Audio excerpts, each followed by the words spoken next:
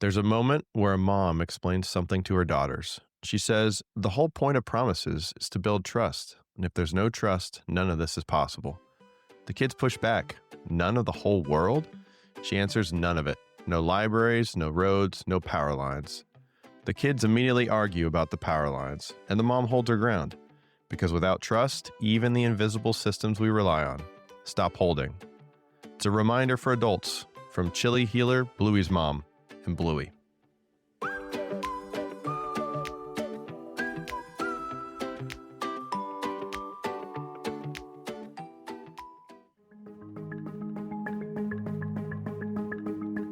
Welcome to Understandable Insights, Information to Intelligence with Sue Gordon, the national security podcast that gives you a competitive advantage, an elemental understanding of the world as it is, not how you prefer it to be. I'm Eric, joined each week by the Honorable Sue Gordon, and together we'll break down the headlines shaping our world, looking for patterns and early warning signs, and asking how we should be thinking and acting as citizens and leaders across issues in intelligence, technology, and business. It's January 12th, 2026. Let's get to it. Hey, Sue, how are you? I am great. You know this to be true, Eric. Every day I get is a great day.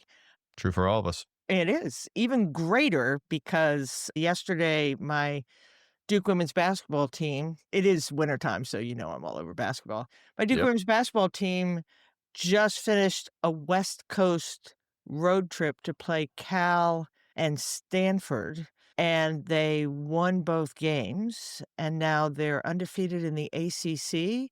And the win at Stanford was the first time they've ever won in Maples Pavilion. And I guess it just shows that early season, where they had all those losses against really tough teams, matters, but not in wins and losses. It matters in terms of how well you are prepared for the regular season. So that's pretty exciting.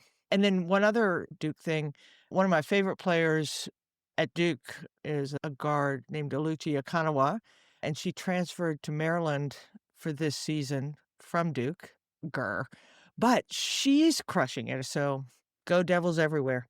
Nice. So she got paid and she's playing well. Nice. Yeah, I'm going to have to figure out how we make the money in college sports a national security issue. If we run out of other topics, maybe we'll hit it, because I just worry that we have no idea what we're doing and it's going to ruin one of the greatest things of all time, which are intercollegiate sports. But oh, for sure. Somehow the adults are still managing to ruin it. Yep. Even though the players are getting some recognition for their name, image, and likeness, the adults are still managing to bungle it up. And it's changed the landscape, right? Especially, I'm in all sports, but college football is really in focus right now. You saw a bunch of teams that rebuilt their rosters this year that are successful, bringing in transfers instead of homegrown talent. Yeah, and then if I go into my mom mode, I just think even for the individuals, this idea of if you're unhappy, go play for another team. If you're unhappy, go play for another team. There are lots of stories when it works out well for the player. There are many, many more where chasing playing time or money or something does not yield the long-term success that you hope. So I don't know. I think it's apropos for what we're going to talk about in this session, just what happens when our institutions can't keep up with the way the world's turning. Yeah. Another good example of an institution not keeping up. And unexpected breakdowns that occur at unexpected times. Okay, second episode of the new year, and we're going to continue to bring you events that reveal some larger trend or question or shared interest. So instead of just talking about the news, we're going to try and put it in some context. Last week, it was analyzing seemingly unrelated U.S. global actions, whether in Venezuela, Iran, or China, Taiwan, and Russia and Ukraine, and what they reveal about the national security strategy of the Trump administration. And a good song came with a new segment. So well done on romp around the world. Anyway, to me, it helped me make an assessment that the U.S. strategy is about power, material gain, and scarcity rather than solely having a component of values of democracy, as has been the nation's want since the Cold War. And I'm not saying that every decision made by previous administrations was only about values of democracy, but in this case, those seem to be taglines more than they seem to be the driver. And this week, we're going to tackle the nature of societal trust, and in particular, the thesis that free and open societies, particularly the U.S., require default trust, that is a baseline assumption that our institutions and experts and alliances operate largely as advertised. This isn't adjudicating every time whether you trust A or B. It's that you presume that when you go to the gas station and you push the button for the octane, that's the octane that's coming in. We're going to look at some stories and try and see if some of the disquiet we feel is it caused solely by a single corrupt or norm-breaking leader, because those have always existed. Our worry is that our systems of accountability, verification, and connection are no longer able to absorb stress in a radically altered environment. And so if you'll give me one more second to just talk about this environment, because I talk about it a lot, but I just want to hit it here again. It really is a different time here, and we'll talk about actions and choices and leaders and institutions, but the world is different, right? We have massive volumes of information, but little shared authority, instant global dissemination without any verification. Our algorithms are amplifying outrage and instantiating confirmation bias. Oh, yeah. We have weak or contested institutional arbiters of truth, and speed and access moves without constraint. And systems and institutions that were designed for deliberation and checks and balances and trust and expertise are struggling to function under these conditions. So the result isn't just merely confusion, but a collapse of shared reality and ultimately the trust that makes our society work. Let's talk about some things that are happening through this lens of trust as much as through the lens of what the event is itself. What do you think? Let's do it. Let's Yep. get to some headlines.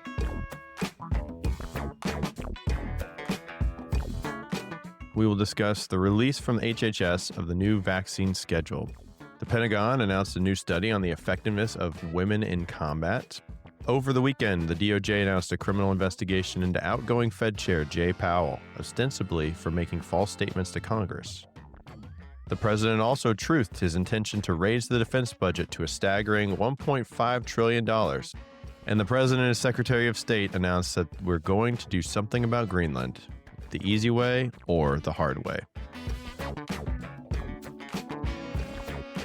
I like that, Eric. The president truthed, not tweeted. Yep. Yeah, It's a okay. truth. It's a truth. That was really clever of them. All right, let's start with the vaccine schedule. So last week, the Department of Health and Human Services announced changes to the vaccine schedule for a couple different vaccines. RSV, rotavirus, hepatitis A, hepatitis B, meningococcal, and influenza. They haven't been removed from the schedule, but they're now being recommended differently. Instead of the broad default recommendations, some are now targeted to just high-risk groups. And it's all framed around, quote, shared clinical decision-making, where parents are told to consult with their doctor first. The New York Times also had a really good episode on this January 8th, where we'll look at hepatitis B specifically, one that children normally get right after birth. But hepatitis B is a highly contagious virus that attacks the liver and spreads through blood and bodily fluids. The vaccine was first developed in the early 1980s, and it was then only recommended for high-risk groups, primarily IV drug users, men who have sex with men. This approach didn't work. Cases kept climbing, and even tens of thousands of children were infected each year, many not through maternal transmission, which had been the original assumption. So in 1991, federal health officials acted. They changed course and recommended the vaccine at birth. And within the last 2 decades, hepatitis B cases in children and young adults fell by roughly 99%. That success came from treating vaccination as a population-level public health decision, not an individualized risk calculation. We're also going to really see some changes at the individual level where parents are confused, pediatricians are short on time, and if you adjust the schedule, now less folks are going to get vaccines, not necessarily about hepatitis B, but about measles and some of the other ones that are still part of the original vaccine schedule. Last thing I'll highlight here, all vaccines currently recommended by the CDC will remain covered by insurance without cost sharing, says Dr. Oz. No family will lose access. Public health works only when people trust it, another doctor said. That trust depends on transparency, rigorous science, and respect for families. And then a final quote here, science demands continuous evaluation. Sue, that's a point that you've made routinely on the show. The whole point of science is questioning science. So taking a look at Hep B specifically looks to me like it could be 20 years to flatten the curve. Now that we've got Hep B under manageable levels, maybe it is time to reevaluate this vaccine and see, do we need to keep giving it to children at birth or shortly after birth? Is that what's keeping the levels down? Or did we get it to a manageable level that now we can treat the disease when it presents instead of vaccinations against it? I think this is a good story, and I think it has a lot of really interesting implications for trust. Number one is it's kind of late for this administration with the chaos of its other recommendations and its activities and Tylenol and autism to now say, yeah, but this one they're doing in a really sensible way, right? Hmm. So this whole thing of trust is, man, once you lose it, it is really hard to get back again. So I think this is an example of fraying trust that now is putting all the burden at a really personal level. To say, hey, it's up to you. You can do it. You can not do it, whatever. But you still have a really big polarization in this country between people who trust expertise and people who don't. And so you're gonna have half the population who says, "Great, I don't have to anymore." And then you're gonna have another segment of the population that don't have the kind of preventive health and have relationships with their pediatricians and their doctors that allow them to have this conversation about what they should get right now. And so, man, to just all of a sudden after you've done a great deal to undermine confidence in science in general and governmental science especially, after you Hmm. have suggested that the motivation for most doctors is to make money via big pharma, now to say, but this time we're going to look at it sensibly and do it. So I always think how you did things in the past should be examined against the context of the current and see whether you're doing the right thing. So yay, huzzah. And the way you describe why we made the Hep B choices we did a couple decades ago and whether we should still do that is a really good thing to do in general, right? I think Hmm. there's a huge history of a solution that was designed against the conditions that existed a long time ago to see whether that still happens. And I think that's a good thing here. I just think you're making a sudden, unrealistic expectation on individuals. Do you remember when the nightly news used to break before commercial and their kinda tagline, their hook line would be, "It could kill you, and you might be eating it for dinner," and then they'd go to break? This feels like what they've done in this case. They said, "You can still choose it if you want, but it might be really bad for you." And you're doing this before we've really sorted out the answer to your question. So don't mind the intent. I think it's the right direction, but I do think you need to be a little bit more thoughtful about just how broad the population is and what the real effect is going to be. Or is this another case where this administration is moving away from federal level regulation and leaving it all to individual choice, which is lovely, except not all individuals in America have access to the same information. That's true. And one of the complaints was that pediatricians don't necessarily have the time to have that conversation with you. They're already strapped on their schedule and they're already seeing so many patients and whatnot, which is a totally different problem. But I just don't know that it's the job of the government to try to outthink the population and to say, well, if we change Hep B, then that's going to erode the trust in the rest of the vaccine schedule. And so we need to keep it on there, even though we don't really need it for babies, but we don't change the status quo. So that way folks don't make changes, discourage them from getting the measles vaccine or Tdap's, right? Love it. Then do the work. Then do the work. I love the theory of the case that, in fact, this isn't the same condition that caused it, but where's the work that says you don't need to? So if it is true that not every pediatrician or not every parent, and we know this is one of the problems in America is it's not the health care at the moment of crisis, it's the preventative care. I don't hear the government saying this is the work that now we recommend. So does everyone go consult their own experts? And does every expert have the wherewithal to have their own independent decision? And then if your pediatrician says that you shouldn't have it and you get it, are you gonna sue that pediatrician for malpractice? I mean, there are some good things about trusted solutions to common problems that allow society to continue to move. And what I hear with Hep B is a broad concern about vaccines in general, Hmm. not that somehow the continuation of the vaccine is a health problem for you. So I haven't seen the studies say which is the greater health risk, continuing to take Hep B or not doing it till later. And where's that work? And so again, I'm with you. I hate big government. But there are times when, in a nation of 350 million people, expecting everyone to make their own decision, but we have this expectation that someone else is responsible too. I don't know. How do you change that as quickly as you want? So I think it's a great example of this is where we have eroded trust in the system, and this is a personal issue of who's bearing the risk. Well, let's move on to the women in combat. Woof. And the Pentagon launched a 6-month review of women serving in ground combat roles, positions like infantry, armor, artillery, to assess their military effectiveness a decade after restrictions were lifted. The review, ordered by the Undersecretary of Defense Anthony Tata, directs Army and Marine Corps leaders to submit data on readiness, training, performance, casualties, and unit climate to the Institute for Defense Analysis for evaluation. This isn't a 10-year review of the standards of combat arms in the military. This is a review of women in combat arms. I think there's a difference in the framing, and that is significant. So, Sue, what does it signal about institutional trust and military cohesion when leadership reopens a question that was considered settled? I should start with you before I pull out my feminist soapbox. I think this is the more charitable explanations in my book are undermined by what have clearly been this administration's move against women and minorities under the guise of anti-DEI.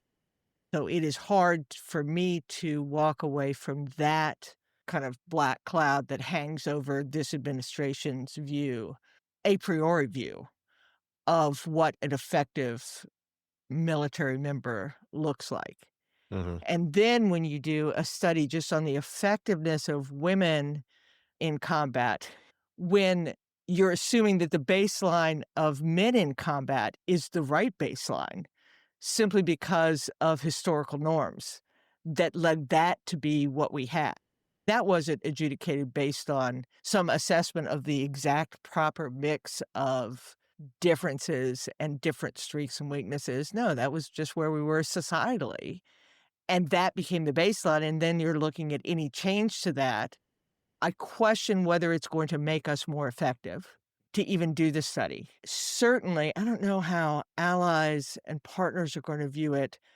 I think I know how the members of the military that happen to be women are going to view it. It's, Yeah. oh, seriously, how many times do we have to have this question? I generally don't mind studies of whether we're doing what we're doing as well as we could. This one has a latent assumption that I don't know how it's not going to be proven. And I don't know how you look at just women's effectiveness without saying, well, let's do a concurrent study of men's effectiveness in the military. Well, it should be an effectiveness of the combat arms. Yeah, how you pull this one out and think that you're going to get there. So you and I have both seen so many studies on every front that just go with the presumption. And it doesn't just have to be on gender, on anything. You're like, well, that's... Yeah, when you develop a study, how are you going to identify bias? How are you going to mitigate bias? Because it's inherent in everything we do. But how do you reduce that to make it a proper study? And by framing it like this, you're throwing it right up front. You're throwing it right up front, and you're doing it against a population that is already feeling undermined. And so how is that going to help with unit cohesion? How is that going to help with the performance? I don't like it. But again, it's how you frame a study, how you frame any analysis that is likely to determine the goodness of its outcome. Yep. Let's transition from a study to an investigation with Fed Chair Jerome Powell. Yikes. Federal prosecutors have opened a criminal investigation into the Federal Reserve Chair, serving him Friday with grand jury subpoenas over the Fed's renovation of the Washington headquarters and whether Chairman Powell lied to Congress about the scope of the project before the Senate Banking Committee last June. Chairman Powell said, quote, "I have deep respect for the rule of law and for accountability in our democracy. No one, certainly not the chair of the Federal Reserve, is above the law.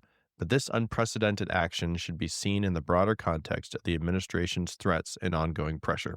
So if you were advising a CEO, a governor, or an overseas company, what's the risk signal here? This legal process playing out or a precedent being set about the presumed independence of the Fed? We're kind of on an escalation curve here in terms of impact. So the first one Ramping up is mostly personal, that can turn into societal. The second one is institutional. And this has big national effect. So first things first, we've been talking about the importance of the independence of the Fed, and really think of that as the central bank, right? Is our monetary policy separate from political agenda, right? And this is a fundamental tenet of who we are. It is something that we have steadfastly held. We have seen it when the Fed chair is more or less political, and you see what happens in terms of either stagflation or hyperinflation, depending on which way it goes. Only history will tell whether what Powell has done in the Fed, if you think about from the first Trump administration through the Biden administration through now, I think I could argue that they did a pretty steady job of keeping us from auguring in when it looked like we could have post-COVID. Who knows, though, right? I just think history is going to have to be the Sure. judge of that, right? So I don't know whether Powell's running of the Fed is going to be looked at as kindly or horribly by history. But what I do know is making it political is bad. And more than just for national interest, boy, we count on our partners to be able to believe in what they're seeing from the U.S. economy and the investment markets and stuff. And history has shown what happens when countries mess with their central bank. Countries like Venezuela and Russia and Turkey, you can see that they've gone into incredible periods of hyperinflation when you can't trust it, from which it is very difficult to recover. So this is a big one. I think it's really interesting why the president, who has been very anti-Powell, he has clearly wanted the Fed to be a partner with him to try and shape the economy based on his policies. And he's been frustrated by that. And that hasn't yielded a change. This is interesting to choose a legal path and a legitimate crime of lying to Congress as a way to Mhm. go after a guy that's on his way out the door anyway. And I'm not really sure what he's trying to accomplish. I think he could awaken the sleeping giant of Congress, who typically have over the years valued the independence of the Fed. I think his statement and the video is remarkable. If you contrast him holding firm and saying that with, say, what Chris Wray did, who just kind of danced off stage without saying anything. Powell could have decided to just, we're the Fed, we don't comment on this sort of thing. I'm going to be leaving. I think it speaks to the seriousness of our monetary policy and that Powell feels it's important enough to defend. There are a lot of people that are going to get caught up in this one. And again, you're breaking something that is hard to reconstitute in a way that lets society work or lets institutions work or lets our systems work. Yeah. What happens when now you can't trust the Fed? The moniker "Too Late Powell," I don't know that it's not apt. History will judge, like you said. The Fed may have been a little late on adjusting interest rates, but that was a tough period too. We were printing money and doing stupid stuff to blow up the economy. Ultimately, we benefit and the world economy benefits from having an independent Fed instead of the world thinking, all financial institutions concerned, that they're at the whim of the president, because the rest of the country has such a impulsive view, and the rest of the world has such an impulsive view about finances because it is money and we have such a short window and we see the tickers going up and down each day. But the Fed needs to have that long-term horizon and that really slow crank to try to change things instead of the economy falling off a cliff. Yeah, Eric, I don't know that you and I have talked about this, about the decision-making. This is why over the course of my career, I was never too bothered by what party the president was or who held power, because there's no law that says the president has to be good and the policies have to be good and that all decisions need to be good. That isn't malfeasant just because you make a bad decision. That's what elections are for, and that's what the work is for.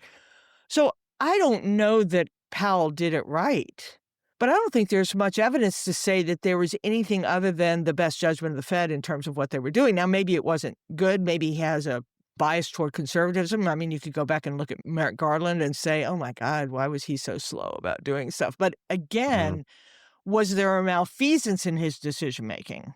Or he held the spot and that was the decision he made? So I'm not sure that the instantaneous judgment of whether his monetary policy was right or wrong is really what's at stake here. And then, I mean, we can be circular on everything. Well, the president's the president. Doesn't he get to choose the leaders he has? Not willy-nilly. The trust in this system, whether he did it right or wrong, did not erode trust. The U.S. economy is one of the most trusted in the world. That's why we have people who want to invest in us and do things. If we blow that up, then I think we have different things going on. Well, and predictable, one way or the other, whether you agree with the policy or not, at least you know what they're doing. That's how you bake in your risk decisions from an investment standpoint, because you at least know what they're doing. Right. And repeatable, transparent, and fair. It's what government's supposed to be. But you heard it here first. When you see a decision, ask first whether it was a legitimate decision to make before you judge whether the decision was right or wrong. Because unless you were sitting in that chair at that moment with all that information, it's really hard to know. Talking about economics, let's move on to the defense budget. Last Wednesday, President posted on Truth Social to set a military spending at $1.5 trillion in 2027, citing, quote, troubled and dangerous times. That's not untrue. Also, this will allow us to build the dream military that we have long been entitled to, and more importantly, that will keep us safe and secure regardless of foe. So you've said before that a tweet is not policy, but we were just balking a few weeks ago about the 2026 defense budget being nearly $1 trillion at $901 billion. To me, I think we've got to balance the budget first and reduce our deficit before we increase any spending, even in the military budget.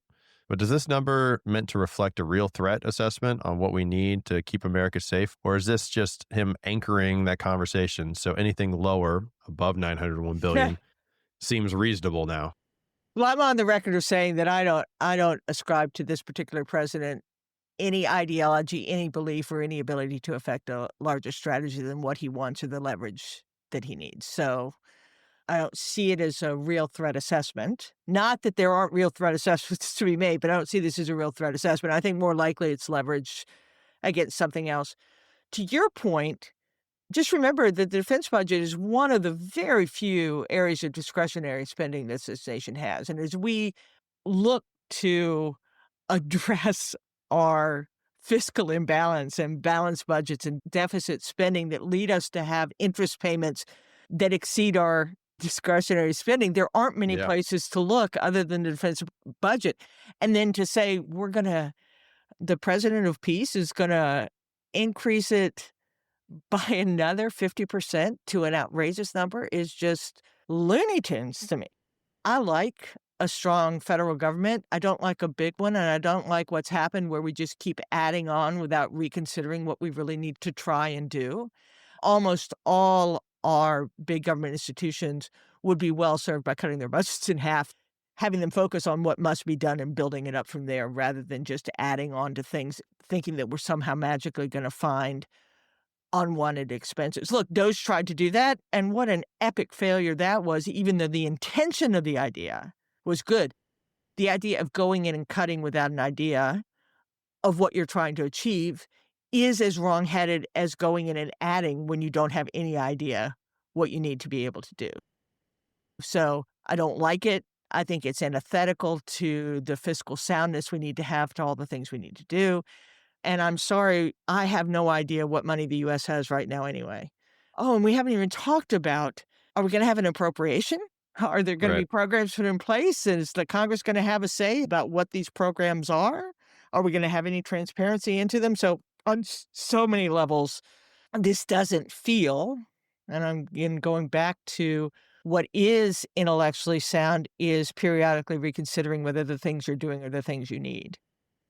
This does not feel like it's a reflection of that. And if you actually did this, finding $500 billion to add to the military on top of the money we're throwing into DHS without any firm fixed view of what they're going to do, it feels like we're writing checks we won't be able to cash.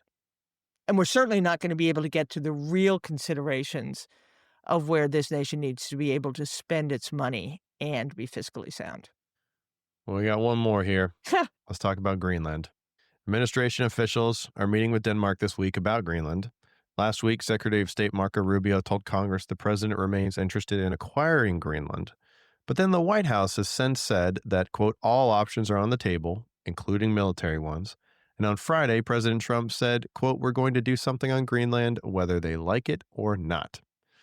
So what does this do to our allied trust when U.S. interests are framed as non-negotiable, especially with partners, NATO ally Denmark, who thought they were operating inside these shared rules?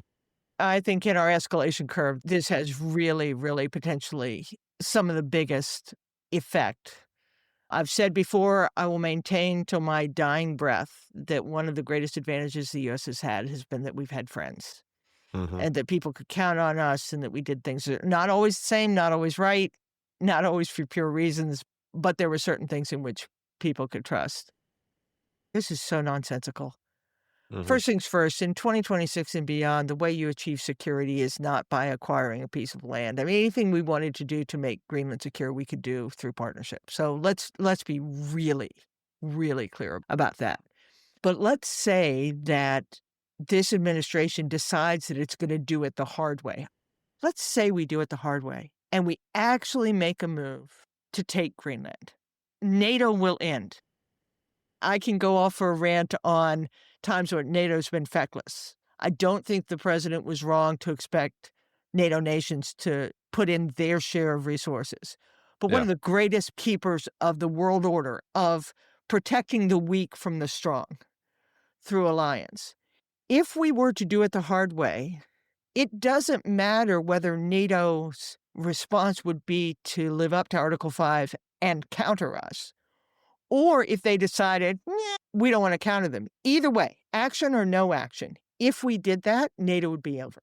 And the deleterious consequence of that, again, on a world order that says, despite what we're trying to do in our own hemisphere, that the powerful can do what they want, will vanish.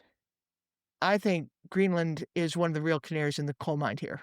Of all the things we're talking about, each of which has some sense in terms of the examination of it, even if the choice of action could undermine trust. This has no basis, as far as I can see, in reason, and if it were affected, would have massive consequence for generations in terms of global stability.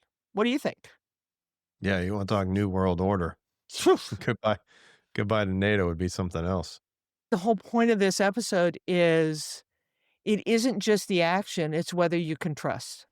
Whether you can trust expertise, and free and open societies don't wait to be told what's right or wrong. What exists is presumed to be valid, and that allows us to have achieved the things we have over time. And each one of these things that we've talked about today is really threatening to undermine that.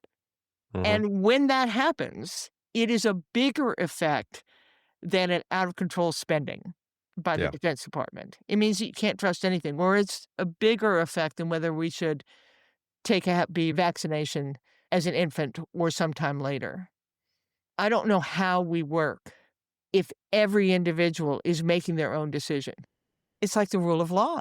We have companies right now that are really, really enjoying the patronage system that seems to be evolving, forgetting that the reason they've made the massive amounts of money they have over time is because of the rule of law that have allowed us to be good partners that people can invest in, that things can be done against this. Hmm. Yeah.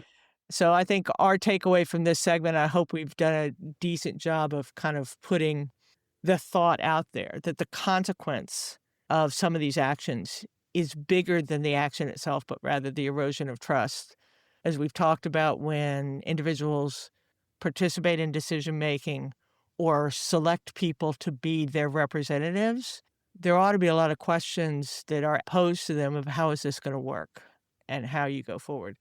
Before we kind of wrap up, the one thing I read a really, really good article suggested to me by the head of Girl Security, a friend of our program, Lauren Buida, and she pointed out this article written by Garrett Graff, who's a longtime friend of mine, who writes really, really interesting assessments of national security, geopolitics, and history and democracy. And he wrote an article, and let's see if we can link it in our show notes, called The Physical Weight of Trumpism. It's kind of on this general theme of why are we all feeling such disquiet with what's happening? And it's more than the events themselves. It's more about the aggregate effect of little things that are eroding what we used to be able to trust. And again, leaders come and go. Leaders have been good and bad. Leaders have been corrupt and less so. That isn't new. It is the combination of these things. When the institutions don't hold, when you can't believe the data, then you start not being able to operate. Yeah, because when we moved from a hunter-gatherer to an agrarian society, right, it allowed us to develop a society and develop cultures because people had more capacity to do things. There were folks who didn't have to worry all day about where their food was coming from. They were able to focus on trades and crafts and develop societal things that we all benefit from.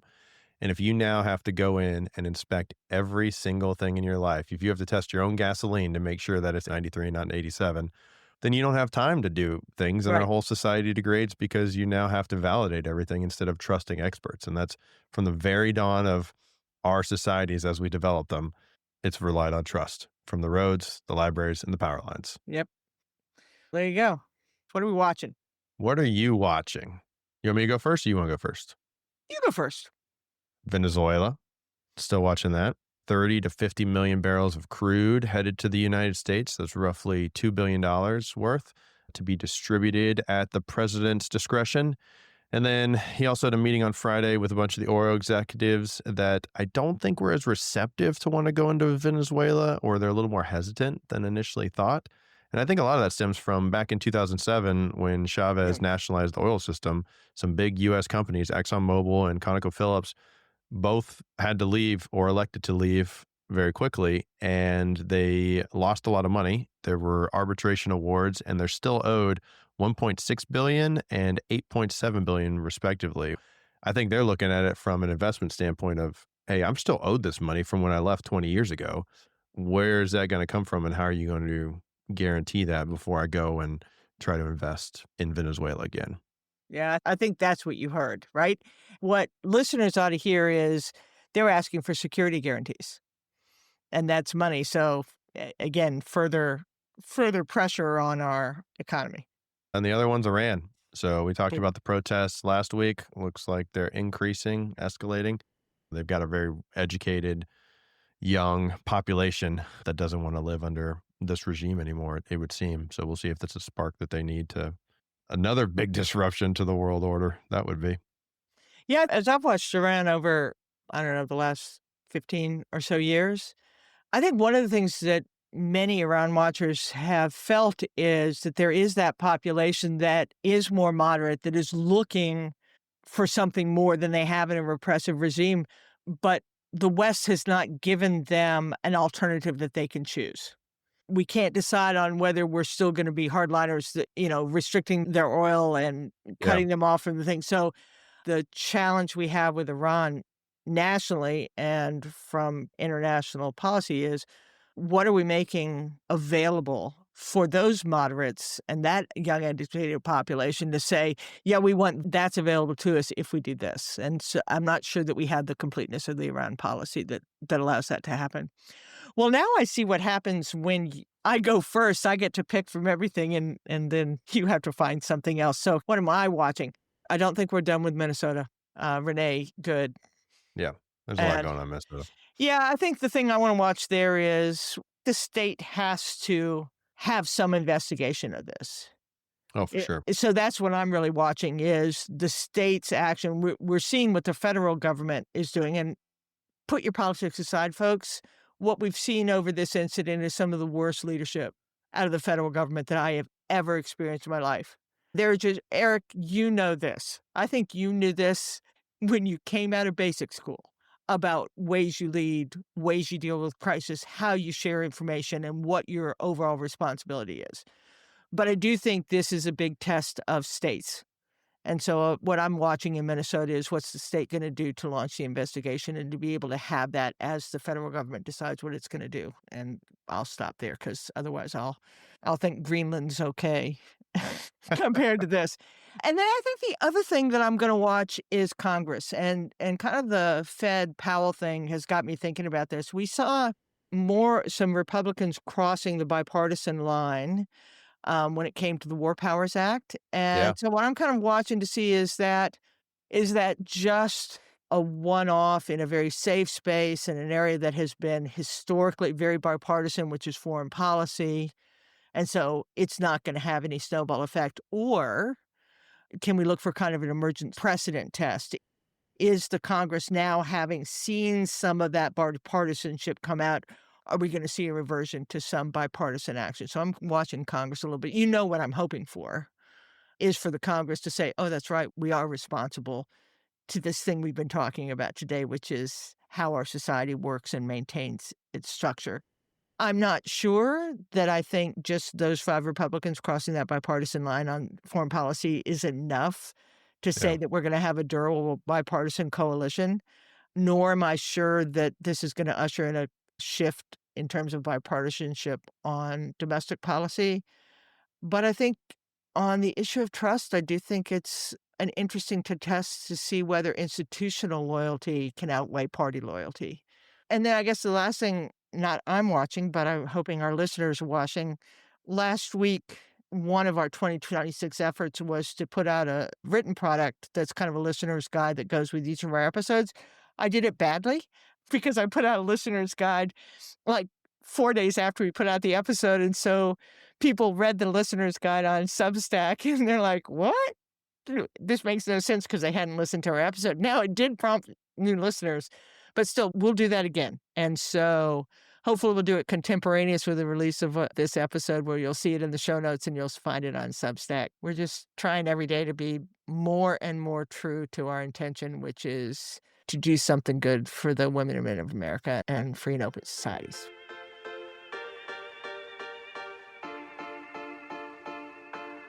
Well, that's what we're watching and how we see it. Thank you for joining us, and no doubt there's more to come. This country's strength isn't in its power, industry, or government, but in its people. So thanks for joining us. As Eric said, we're excited to start a second year with you. Love to hear what you think. We're going to have more and more ways for you to be able to share those thoughts. Join us next week for Understandable Insights wherever you listen and watch. We love that we're on YouTube and have some Instagram reels.